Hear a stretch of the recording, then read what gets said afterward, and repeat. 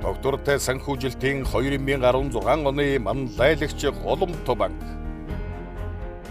Анх 2013 онд тогтвортой санхүүжилтийн хөтөлбөрийн санаачлаг гарснаас хойш Монголын банкуудын холбоо, Монгол банк, арилжааны бүх банкуд, хөгжлийн банк, Монгол улсад үйл ажиллагаа явуулж байгаа олон улсын санхүүгийн байгууллагууд нэгдэн энэ санаачлагыг идэвхтэй дэмжин хамтран ажилласаар өнөөдрийг хүрлээ.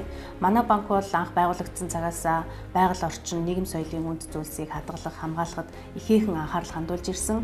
Энэ ч утгаараа бид зах зээлд ногоон зээлийн анхны бүтээгдэхүүнийг нэвтрүүлж 2001 онд зээлийн бодлогодоо ногоон зээлийн стандартыг тов тодорхой тусган өнөөдрийг хүртэл амжилттай мөрдөж ирсэн. Мөн түнчлэн бид нэгдсэн үндэсний байгууллагын байгаль орчны хөтөлбөрийн санаачлаг буюу UNIFI байгууллагад Монгол улсаас анх удаа гишүүнээр илсэн өнөөдрийг хүртэл ажиллаж байгаа. Цаашид Монгол улсад ногоон зээлийн санг байгуулах, зөвхөн банкуд төдийгүй бусад санхүүгийн байгууллагуудыг энэ хөтөлбөрт татан оролцуулах гэх мэт тос хөтөлбөрийн хүрээнд хийгдэж буй бүхий л ажлуудад Голомт банк манлайлан оролцсоор байх болно. Ногоон бизнесийн төлөө нэгдсэн үндэсний байгууллагын санхүүгийн санаачлагад Монгол улсаас анх удаа гишүүнээр илслээ.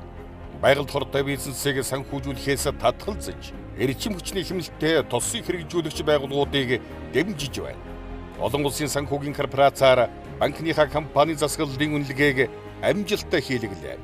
Монгол хүнд эрүүл хүнс гэдэг ураа гаргаад, за энэ хүрээндээ бид нэр ажлынхаа хүрээнд бол хүнсний ногооны чиглэлээр, за тэгээд үр тарианы чиглэлээр үйлдвэрлэлийн үйл ажиллагааг бүх үйл ажиллагааг бол энэ чиглэл зориулаад ажиллаж байна.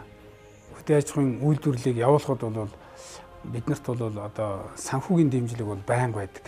Тэгээд санхүүгийн дэмжлэг байнга байхдаа бол одоо тогтмол богино хугацаанд жил болгон одоо эргэж ингэж авч одоо нөхөгдөж ингэж явж идэг.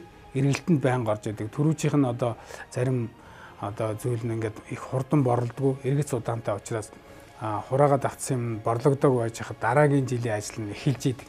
Захиалга гэдэг. Тэгэхээр тийм учраас энэ одоо бизнесийн доктортой байдлыг хангахын тулд энэ дээр одоо манай банкны салбар, банкныхан маань одоо энд хөдөө аж ахуйн салбарын энэ онцлогийг одоо харгалзаж үзэж биднэрт бол дэмжлэг үзүүлдэг. За энэ бол банкны зүгээс бол сүүлийн үед бол хөдөө аж ахуйн салбарт одоо хугацаа аварт тий дээрэс нь хүү багтаа энэ дэмжлэг бол эхэлж байгаа явдалд бол бид нэр их баяртай байгаа. Байгаль дээлтэй бизнесийг санхүүжүүлэх. Японы олон улсын хамтын ажиллагааны агентлагийн санхүүжилтээр жижиг дунд бизнесийг дэмжих, байгаль орчныг хамгаалах төслийн зээлийг олгож байна. Бусад банкудаа тусыг хэрэгжүүлэгч сан харилцагчийн туршлагыг танилцууллаа. Олон улсын хөгжлийн санхүүгийн байгууллагуудаас цэвэр үйлдвэрлэл, эрүүл технологиг дэмжих санхүүжилт татаж байна. Байгаль орчин дээлтэй хэрэглээг дэмжих. Банк харилцагчдад зориулсан захин банкны үйлчилгээг дотоод үйл ажиллагаанд SharePoint Jira системийг нэвтрүүлснээр цаас, захидал, шатхууны зардлыг багасгалаа. Ажилтнуудынхаа оролцоотой ногоон дэлхийн надаас ихтэй энийг тогтмол зохион байгууллаа. Банкндан Eco Digital Apps төслийг хэрэгжүүлж байна. Сурагчдад экологийн боловсролыг олгох бороос ногоон хөтөлбөрийг санхүүжүүлэн ажиллаж байна. Нийгэм рүү чиглэсэн Эдо Голомт банк.com-оор дамжуулан олон нийтэд тогтвортой санхүүжилтийн талаар мэдлэг олгодог. Монголын үндэсний олимпийн хорооны алтан түнш байгууллагаар ажиллаж, Монголын баг тамирчдаа дэмжин ажилласан. Монгол улсын морин хуурын чуулга, Дөрвижгийн эрдмийн театр, улсын драмын эрдмийн театрын үйл ажиллагааг дэмжин ажиллаж байна. Оюутны тэтгэлэгт хөтөлбөрөөр 1300 гаруй оюутанд нэг тэрбум төгрөгийн тэтгэлэг үзүүлсэн. Засгийн газрын санаачлагыг дэмжин ажиллах. Монгол улсын эдийн засагт өөрийн хувь нэмрээ оруулахын тулд олон улсын байгууллагуудтай хамтран ажиллаж байна. Дэлхийн эдийн засгийн форумын зохион байгуулсан авилгын эсрэг түншил санаачлаг уулзалтын ивент тэтгэгчээр ажиллалаа. Голомт банк улс орон нийгмийн өмнө хүлээсэн хариуцлагын чухалчилж, тосын зарчмыг хэрэгжүүлэгч байгууллага аж ахуйн нэгжийн бизнесийг санхүүжүүлэхдээ үргэлж байлаа.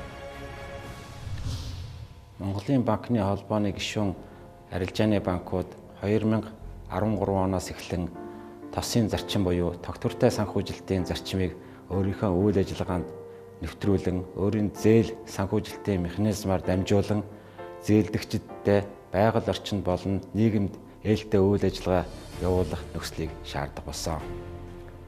2016 онд Голомт банк Монголын банкны холбооны гишүүд дундаас тосын манлайлагч байгууллагаар шалгаран оролцож, өөрийнхөө үйл ажиллагаа болон зээлэгчдийн үйл ажиллагаанд тосын зарчим хэрхэн нэвтэрж байгаа, мөн түүшлэн тогтвортой санхүүжилт болон тогтвортой хөгжлийн зарчмууд хэрхэн нэвтэрж байгааг танилцуулах уулзалт аянг зохион байгуулан тосын ажлын хэсгийн уулзалтыг удаа дараа зохион бодоход идэвхтэй оролцож мөн тогтвортой санхүүжилтийн үндэсний форумыг зохион байгуулж байна. Тогтвортой санхүүжилтийн 2016 оны манлайлагч Голомт банк